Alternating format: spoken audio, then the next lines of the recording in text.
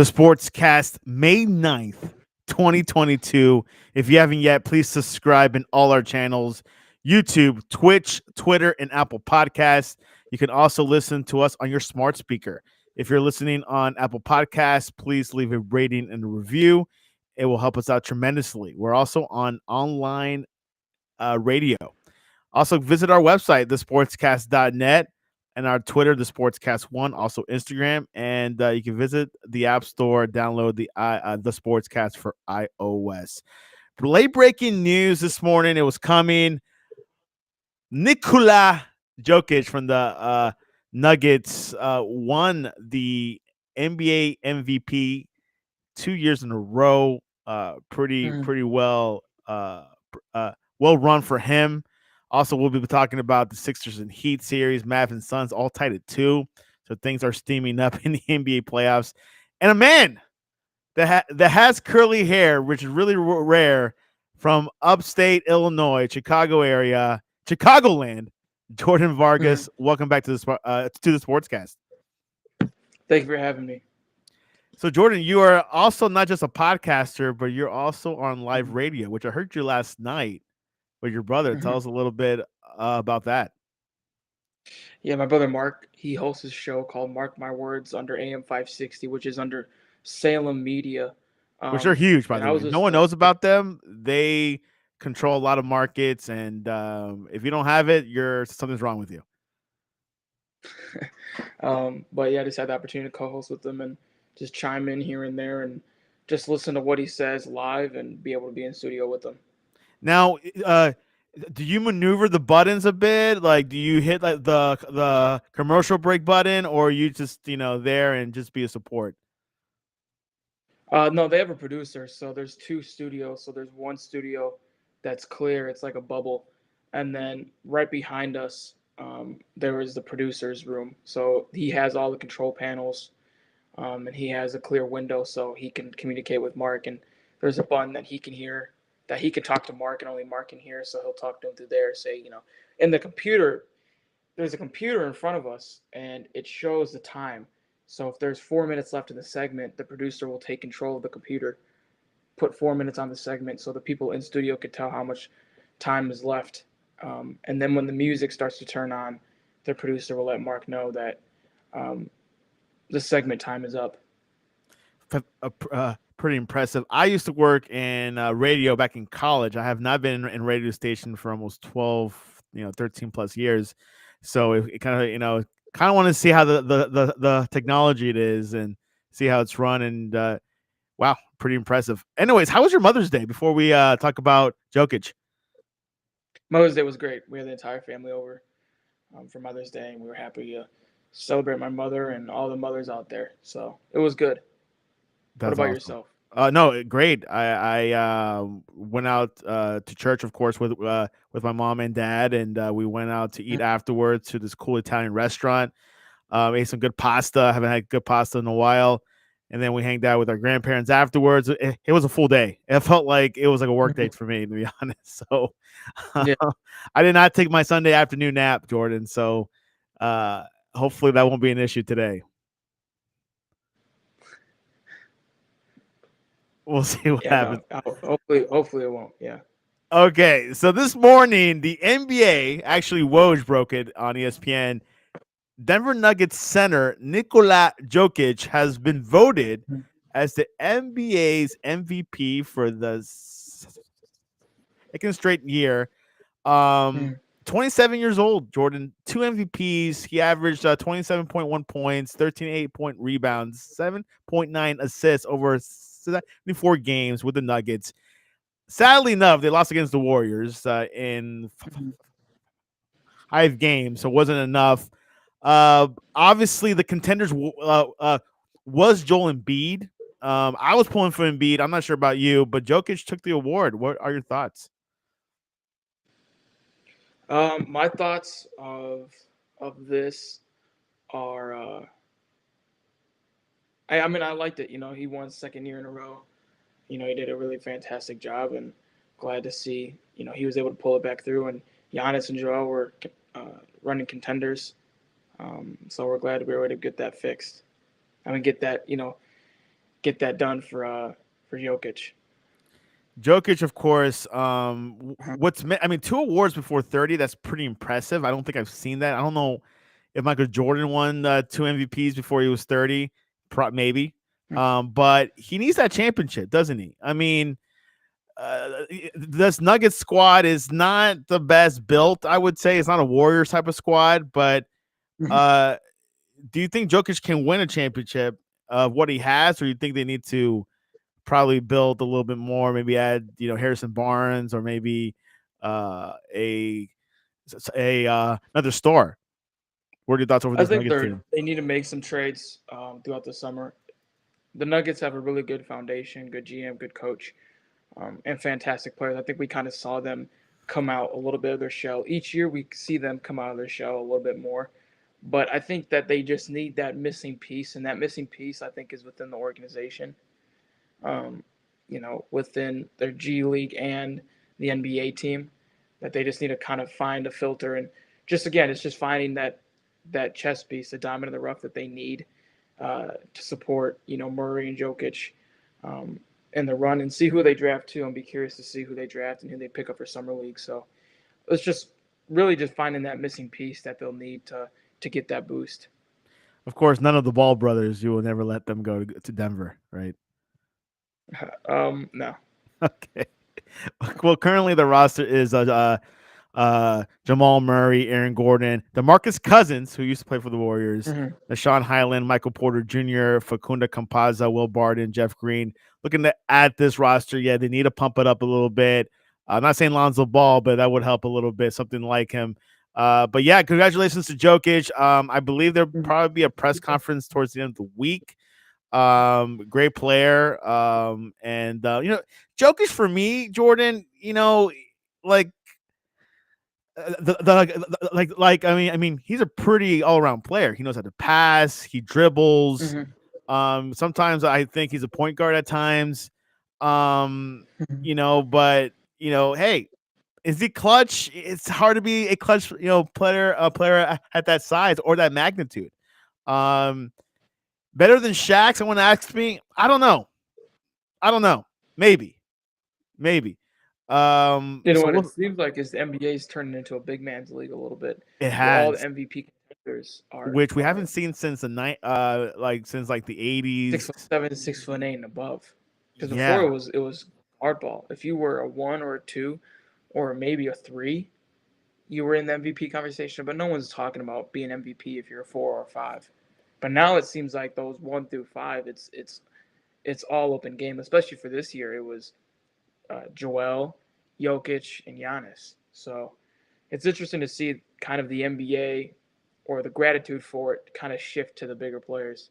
yeah, we haven't seen anything like this since Shaq. I think Shaq's been the true best big player. I think before that Hakeem Olajuwon with the Houston Mm-hmm. Rockets.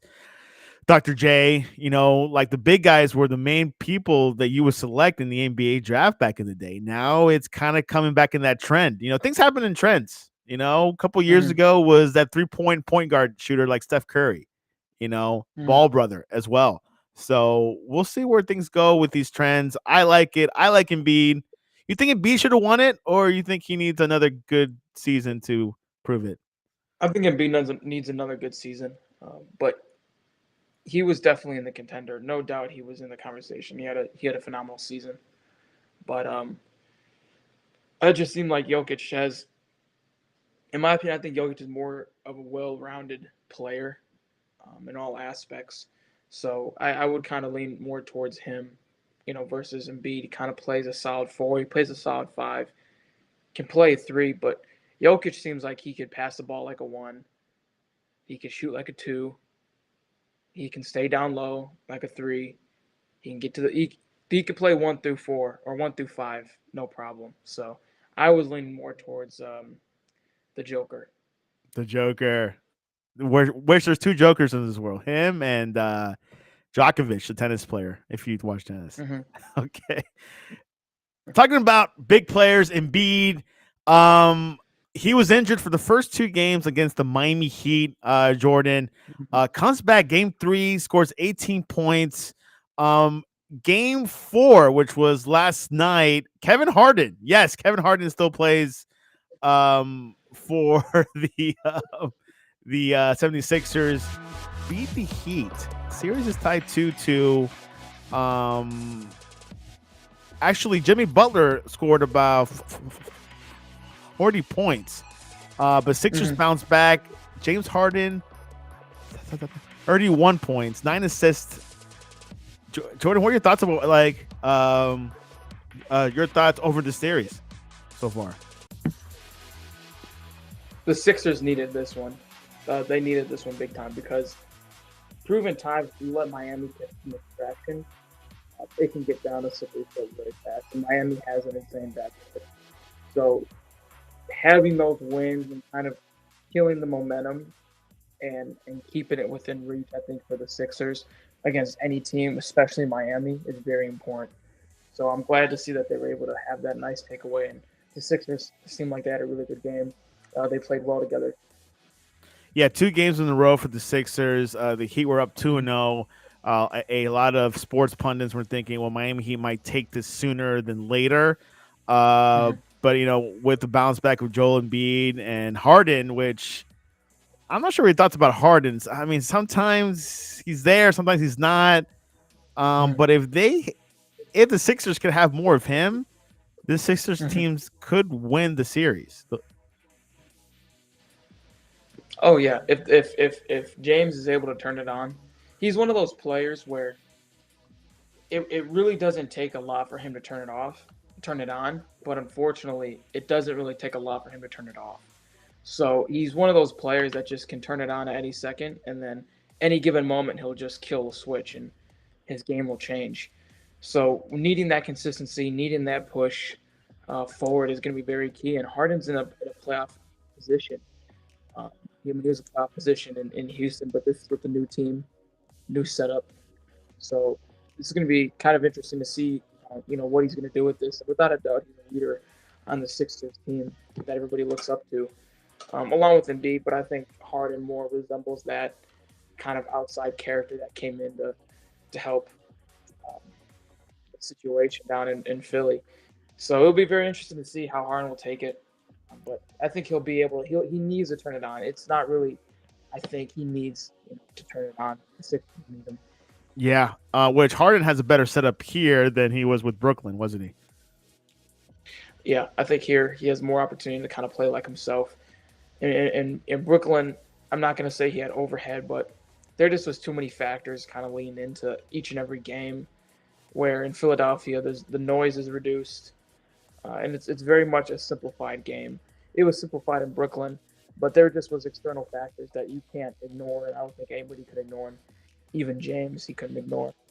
So down in Philadelphia, it's quieter. He has somewhat of his own platform, and I'm kind of seeing a little bit of Houston James. I could see Houston James emerging because when James went to Houston, we really didn't have that much of a lineup. So in Philadelphia, he has a phenomenal lineup with him, but kind of that solo player might emerge out of him, and he might be able to go back in those takeover moments. Jordan Vargas, if you had to predict who will win the series, which right now is tied at 2, who would it be? Who do you think is going to pull it out? I think Miami's going to pull it out, just off the pure fact that the Sixers have been clicking and they've been able to kill the momentum. But Miami again has the endurance, they have the talent enough to just pull it out. And Miami almost pulled it out last night, so we'll see if which game 5 is going to, which will be played in Miami, which they're going back to Miami. So that I think Miami will definitely win game 5 and be taking it 3-2. The other series, which I thought was also over, similar to the Heat and the Sixers, the Suns and Mavs tied at 2. Luka Doncic had a fantastic 2 games in Dallas. And game 4, he finished with 26 points, 7 rebounds, 11 assists, and 4 steals in 37 minutes. This Dallas team, of course, is not just Luka. They got forward Finney Smith, who shot 8 for 12 from 3-point range and scored 24 points. The Suns, not a good night for them. Um, the Mavericks beat the Suns on Chris Paul's birthday. Can you believe that? Yeah, no, that's not good. That probably bad taste in his mouth.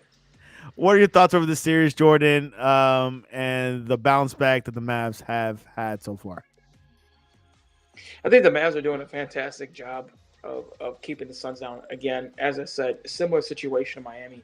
If you let the Suns pull away too quickly and you give them too much momentum, they have too much star power, too much talent, too much skill to just ease off the gas. They're just going to go straight forward. So Dallas having kind of this back and forth a little bit and pulling their momentum back and trying to turn it back into their favor is going to not only be good matchup for the series, but it's going to be better. It's going to be in favor for Dallas, but only if they can keep the Suns under wraps. But if they can't and they show weaknesses, the Suns do it. Unfortunately, to every other NBA team, the Suns do a fantastic job with identifying weaknesses and how they need to go about it. When you have a veteran leader like Chris Paul, who knows how to control the offense, manipulate the basketball, and read defensive, um, read the defense. Someone like that's going to identify a weakness, and Dallas needs to just keep pushing. They need to keep the momentum going, to where if they do have that crack in the wall, Chris Paul will be able to identify that along with the coaching staff and along with the rest of his players, such as Devin Booker, and Crowder, that they'll be able to push it forward, and Suns could pull it away. Booker last night had 35 points, which is great. Chris Paul only 5 points, not good. They need to see more pointage there. Cameron Johnson 11 points. Jay Mm-hmm. Crowder 15. DeAndre Ayton with 14 points. So the Suns is kind of moving towards obviously, but Chris Paul needs to put more work, even on his birthday. You guys still work on your birthday, right? Yeah, I think there was an issue with Chris Paul and a fan. A fan got arrested for harassing Chris Paul's family. I don't think the fan might have known that was Chris Paul's family, but he was very much surprised when he got escorted out. Chris Paul found him and said, "I'll see you after the game." And the fan looked like he was 16, 17 years old. So I think it was kind of like, oh crap moment. I might have not. I probably shouldn't have harassed Chris Paul's family. But it's just interesting. There was a lot of things interesting about the game, but that was one of the takeaways I think for people outside of the NBA. They always like to see little ruffles like that, little drama, and it was something probably a good soundbite for TMZ the next day. Yeah, exactly. Which it reminded me of the LeBron James incident he had at the Pacers Stadium, where a few fans Mm-hmm. were, I guess, rude towards him, and then he was complaining to the refs. I don't think Chris Paul did Yeah, that or no, as much. no, Chris Paul just the security I think identified it pretty early on, Yeah. and they were able to get it under control. But Chris Paul found out that I don't know the full situation, but all I know is that Chris Paul found the kid, and while the kid was getting escorted, Chris Yeah. Paul said, "I'll see you after the game." So Which, you know, you see it sometimes in the NBA because like the stands are so close to the players. It's mhm, compared to the NFL, like it's not as close. mhm. But it's like the stands are like touching the court pretty much. So of course, Yeah, you're gonna hear more boos, and man, it must be a tough place to be for a team that goes away on the road. I remember when Jordan faced those fans up in Utah. They were tough fans back then. all hostile, And very hostile. hostile environment. Yeah. So, Mhm. and then of course Suns and Mavericks. I mean Dallas in itself. I mean, hey, you're dealing with Mark Cuban, who's also kind of loud as well. Yeah, he is. He's gone fine before for his mouth, which I love, but um, Which you have a Mark Cuban story, don't you? yeah, I do. I do. My brother, he's good friends with Mark Cuban. Brought him to his alma mater for a speaking series called "Conversation with Mark Vargas," and his first guest was Mark Cuban. So Mark Cuban came out to Chicago, and I got to meet him, talk to him for a little bit. Not too long, but in fact, he called me LaMelo Ball because my hair was long and curly. I had a little bit of a mohawk, curly mohawk, and he goes, "You look like LaMelo." So during the interview, he says, "My brother goes, I'm glad you're able to meet my family." And Mark Cuban looks over and he goes like this because the lights were hitting them, the spotlights were hitting them. So to cover the lights and look in the crowd, he went like this and he goes, "Where's LaMelo?" And then he found me and he pointed at me. He goes, "There he is." So that was my Mark Cuban moment. Which happened recently because LaMelo Ball is new. Is new in the spotlight. So Yeah. that's awesome. Mark Cuban, the owner of the Dallas Mavericks, trying to win his. He's won, I believe, 2 chips already, so it's not a bad record. But he has to go past the Suns, which are the hottest team in the West, and things like that. Another so game 4, game 5 is tomorrow, so we'll see who takes game 5. Whoever takes game 5, Jordan typically wins the series. Did you know? The stat is like that. Like if you win game 5, you typically win the Mhm. series. How about that? Well, that's interesting. So even for Philly, that's going to be the testimony to see who's going to win That's why they call it. against. Go ahead. I think that's why Miami's going to win. They didn't like the fact that Philly has brought those 2 games back. So by human nature, they're going to be hungrier than they are because Philly already has a taste of a win. They're already comfortable. They won the last game. They're running out to the court knowing that they have 2 wins under their belt. So Miami is going to be somewhat somewhat of the lion in the jungle, and they're just going to go out. Which is why I believe that Miami's going to win. Momentum's going to be shifted to Miami's side. They're going to be hungrier. They're going to be faster. They're going to be stronger. They're going to outperform Philly. You're not saying because I'm here. No, I would say just yeah. Yeah, which is why they call it a pivotal game 5. That's tomorrow, Tuesday night. That should be exciting. Those are games you want to watch, want to see, so you can share with your grandkids, right, Jordan? Yeah. All right. Yesterday, a big hire. The Sacramento Kings hire Warriors assistant Mike Brown to a 4-year deal. Browns comes with the Kings with a clear organizational mandate and the longest playoff drought in the NBA, and returned the Kings to the postseason for the first time in 16 years. I forgot about that. That might have been the time where Mike Bibby played and Jason Williams. I'm not 100% sure, but it sure looks like it. Yeah, Mike Brown, who used to coach for the Cleveland Cavaliers with LeBron, also the Lakers for like one season. Jordan, is this a great hire for the Kings? I think this is Mike Brown has had veteran experience, and he's able to go out and help the Kings get to the point where they need to be. Yeah, and currently the Kings roster is Sabonis, De'Aaron Fox, Damian Mitchell, DiVincenzo, Harrison Barnes, which is probably the biggest name you see in this roster, and also Justin Holiday. So Probably the oldest, along with him and Holiday, Barnes and Holiday. I think we're in similar draft classes, and I think Barnes drafted in 07, 08. So he's been in the NBA for a while. In fact, he was with Golden State when they were playing against Cleveland. Yeah, and I remember when they cut him, and then the Mavericks picked him up, Harrison Barnes. So interesting player because he was a good 6-man for the Warriors in those championship teams. So Mike Brown has some players to work with. He might have to do some trades, but the Kings finished 12th last season, so not terrible, not the worst, but definitely want to get into that play-in spot first, and then get to the playoffs maybe. I think this is a perfect draft moment. They're going to get a higher pick in the draft. And if you have a veteran coach like that who knows how to develop players, who has a clear record of developing players. He worked with Curry when Curry first got drafted to Golden State. He was able to work with Curry up close and help developing his game. In fact, Curry gave some parts of his game and his development to Mike Brown. So kind of having an incoming draft, and this draft class is going to be heat. There's going to be some, in my opinion, there's going to be some future Hall of Famers in the draft class.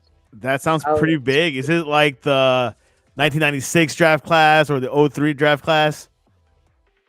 I think the 1996 and 03 draft class would have been last year, but going off of this March Madness and the run that everybody's been on, it's going to be very interesting. You know, we got Chet Holmgren coming in, um, got Brand Churo from Duke coming in, AJ Griffin from Duke coming in, Max Christie from Michigan State coming in, who's from Illinois.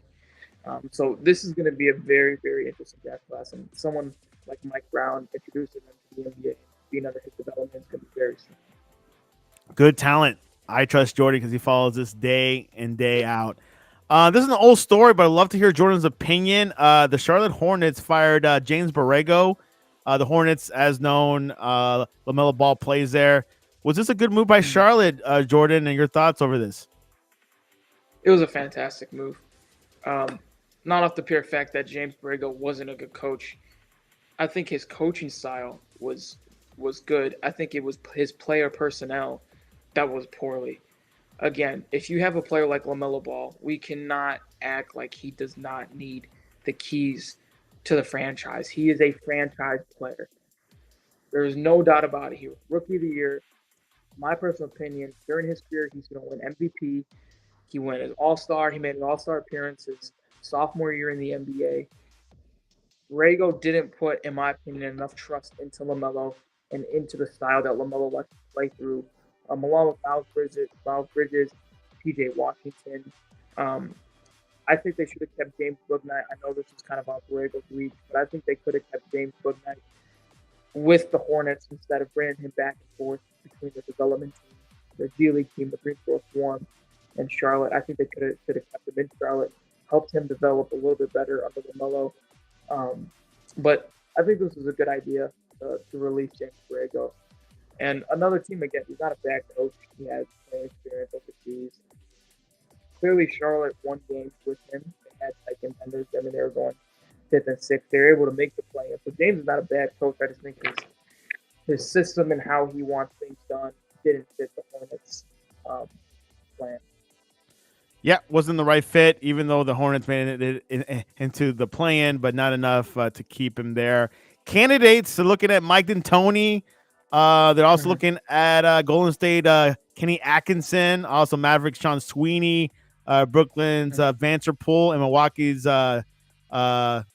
David Ham, and also Charles Lee. Your thoughts on any of these coaching rumors that you like for the Hornets? I like Mike. I think Mike's going to be a really, really good fit for Charlotte.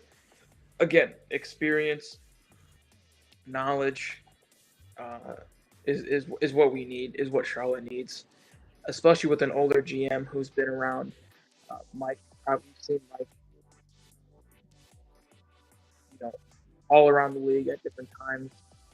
It's going to be a fantastic fit for Charlotte. There you have it. Charlotte's future is looking bright. Jordan and I were talking about the general manager, Kupchak. Great personnel. He came from the Lakers, knows how to build a championship team, and hopefully that takes place in Charlotte, who's owned by a GOAT, a championship Michael Jordan. So hopefully see Charlotte back in the playoffs and then go in deep for the playoff contention. Jordan, anything else before we head into the mighty predictions? Nothing else. Nothing else. Let's look at the first game tonight. Celtics at the Bucks, 2-1. What are your thoughts over this matchup? Of course, the Bucks have been showing superiority, being up 2-1 so far. Giannis is, he's flexing his muscles. This Boston team with Jason Tatum, not as, it's kind of debatable. But what are your thoughts? Who will take Game 4 tonight? Will it be Boston tying up, or Milwaukee going to be an inch closer going to the Eastern Championship game? I can see Boston tying it up again. This series again back within reach. At least win one more game. But I see Milwaukee pulling this one away. But again, I don't know. Boston can make a huge save. But I see them winning the next game. But I'm very skeptical to say that they would outperform Milwaukee the next 3 games they have coming up. There you go. I got Boston tying it up, but if Milwaukee wins tonight, it's over. Memphis and Warriors, amazing game one. Game two, game three, Warriors were really tough. 2-1 Warriors. It's in San Francisco. John Morant might not be playing tonight. Could be a factor. Even if he did even if he was playing, he would not be 100%. Who's going to take tonight's game? Jordan Vargas, game 4. Golden State. Golden State. They're going for the kill. Yeah. They're not wasting any time. Again, Golden State's one of those teams with the experience they have, the coaching staff that they have, especially being under Steve Kerr, where they have enough experience playing against the best team in the world, which is when they were playing against Cleveland 3 years in a row, going back-to-back in the NBA Finals. They can identify a weakness. John Morant missing creates a big gap for Memphis, and Golden State's going to know what it's going to take to put kind of a final stamp within that gap and push them out. Which there is an argument that the Grizzlies play better without John Morant, but John Morant's become injury prone, which that worries me a bit. But he won the most improved player this past season, so I'm really glad for his performance. I got the Warriors. I'm with you. I think the Warriors are going for the kill, and once again, I agree with you. Well, good organization. Curry's playing hot right now. He's a hot hand, and those new players they added him. Around him has been beneficial, and of course, Klay Thompson looking great. The vintage Klay Thompson, you think? Yeah, I think the vintage Klay Thompson. Actually, I don't know if I would call him vintage. I don't think we can ever get that Klay back, but the Klay that is performing right now, is not so much a new Klay, but a different Klay. Jordan Poole, man, what a player! What a player! I'm impressed. I love Jordan Poole. I loved him when he was at Michigan. He was Michigan's highest recruit coming in the class of 2019. I loved him as a player. I loved him in Golden State. And in fact, I don't know if you know this, but Jordan Poole is married to Steph and Seth Curry's sister. I don't know her name, but that's not coincidence. Yeah, that's not coincidence or conspiracy. Huh? That's no coincidence or conspiracy.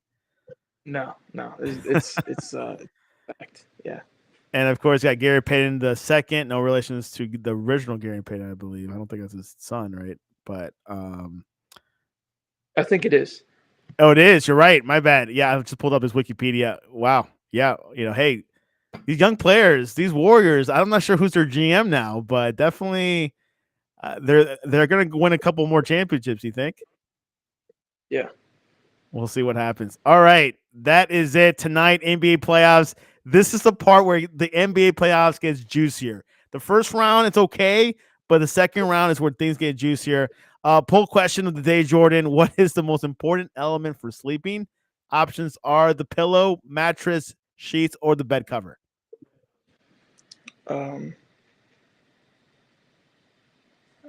Probably the pillow. I agree. If I had to choose one of the four, the pillow it is. There's no way. Well, I could sleep with no pillow. I have done that. And then I could get the bed cover over me. And anyways, pillow mattress winning 62.5%. Pillow 37.5%. Sheets and bed cover is 0. So mattress is very important, for the back. Yeah. But both the young guys won't have to worry about back pain or back spasms. No. Okay. You can vote on that on the Sportscast 1 Twitter page. Jordan, what is the best way to reach you online? Because I heard there's a big announcement coming for you. I don't know if it's sports related, but if they want to follow your life and everything else, what is the best way to reach you online? Probably my Twitter, Jordan Vargas 02, or my Instagram, Jordan_Vargas. Whatever happened to the JV23 one? Oh, the real JDV23. Yeah. I changed my Twitter name. I was able to change it, so I was glad. I loved it because it was just Michael Jordan related. Mm-hmm. Yeah, no. But you want to go your own way. Yeah. You can reach us at this original Twitter account, the Sportscast 1. or thesportscast.net. Tomorrow, we're having Hoops Talk is coming tomorrow on Tuesday because yesterday was Mother's Day. So they moved the show for tomorrow at noon Eastern. And then tomorrow night, Sports Talk. Those guys are getting crazier. They're going to talk about the USFL, NFL, Commanders. There was some NFL. Oh, yeah, there was an announcement of a Monday Night Football game, second week. It was. I looked at the games. It wasn't really impressive, but it is a big deal, doubleheader. And then on Thursday, Jersey Boys Sports Talk. And then on Wednesday, I'm doing the World Cup preview, Jordan. I'm previewing every team for the World Cup till December. And there's 32 teams. So it'll be 32 weeks of a nonstop special. Wow. I don't think you're going to watch the World Cup, right? No. Probably not. No. How about your brother Mark? I may be a little bit here and there, but I don't really understand soccer all that much. Hey, maybe it's okay. If I understood it. Yeah, you're busy with basketball, which is a whole lot to handle. Yeah. Literally. Okay. Yeah. Well, there you have it. This is another good one. Jordan, any closing words before we head off on this beautiful Monday in Florida? You're in Chicago. It's probably still snowy. Any closing words? Thank you for having me. I was really glad to be able to come here and talk about coming up the NBA playoffs. Yeah. NBA playoffs, exciting. This is the most exciting part of the year. And this was your update.